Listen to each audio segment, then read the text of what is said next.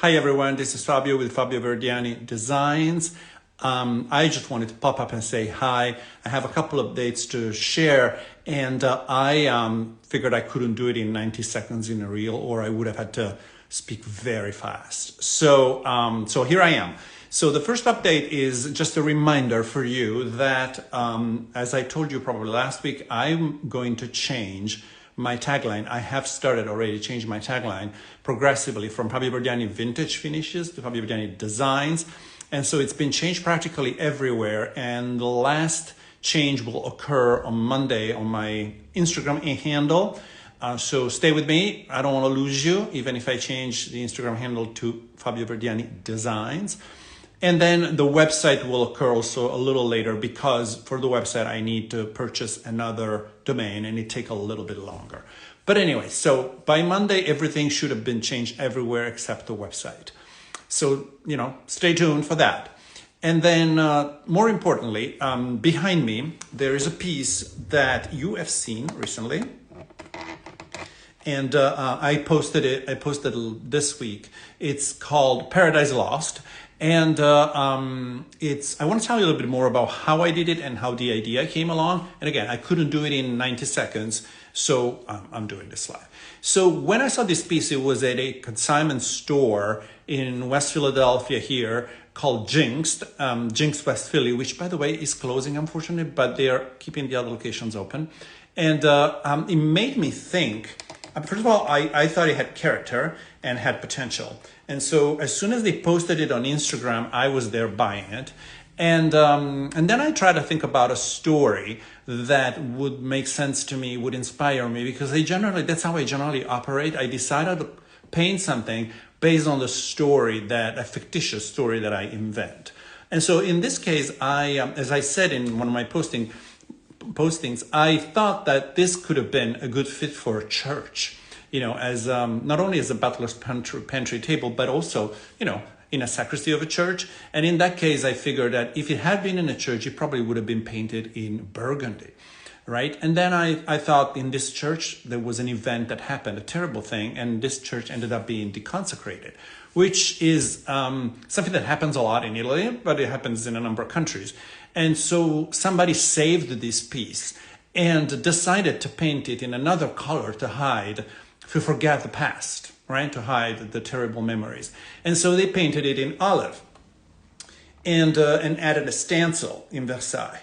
But the olive was painted quick and fast, and then time started to claim the history and the memories, and the burgundy is progressively coming out and bleeding through.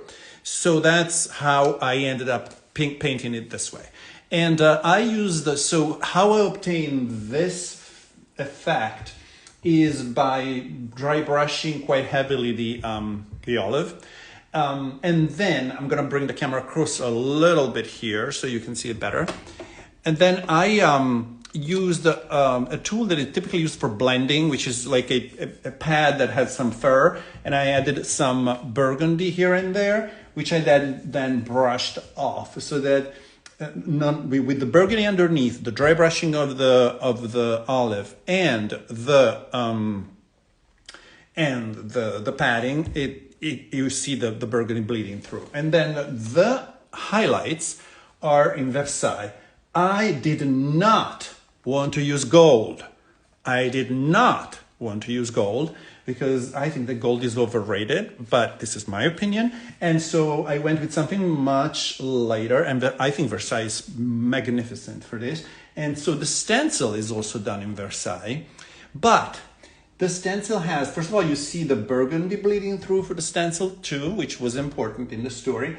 But I did a pictorial stencil. A pictorial stencil is a stencil that is not just, slapping the color over there, but you come here and you come back with the manually with the hand painting, and add some highlights and lowlights. So the lowlights are in Chateau Gray because it brings you closer to the olive, and the highlights are in Old Ochre, which you can barely see because it's so close to Versailles. In hindsight, I probably could have done the highlights in Old White to make them pop up a little bit more. But when you do a pictorial stencil, the interesting part is that you create depth and you create three-dimensional effect, right? Which is powerful. All right. So that's one part. And then the last thing I wanted to call your attention to is the drawer, because the drawer was painted inside in Chateau Gray with a sponging in French linen. Now, I tend to use this sponging technique a lot for drawers because when you paint drawers, it's honestly boring and you never obtain a very flat effect or a perfect effect that you want. There's always some imperfection.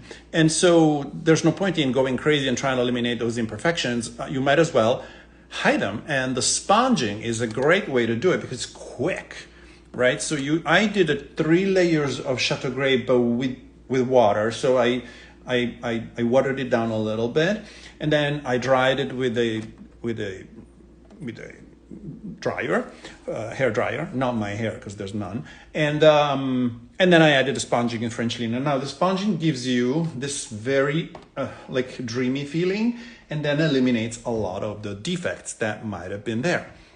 So that's the story. That's probably, there's not much more than that. And then soon I'm gonna post a video, if I manage to get the camera right. I'm gonna post a video on a reel on my next project, which is another secretary. But I haven't gotten a compelling story enough. And so I need to think about the story because the story will tell me which colors I'm going to use. So I put up a number of colors from Annie's palette, and I've been playing around. I've been asking some friends, but I haven't landed on a conclusion yet. Some candidates, hold on tight, some candidates are Shingle, green, terracotta, Ria terracotta, Knightsbridge green. So it's gonna be quite a masculine piece, but it has to have the flair and the appeal that we want, we always want. Okay, so that's it. I am going to leave you, and thank you for listening, and watch out for the Instagram handle change, and don't abandon me. All right, thank you.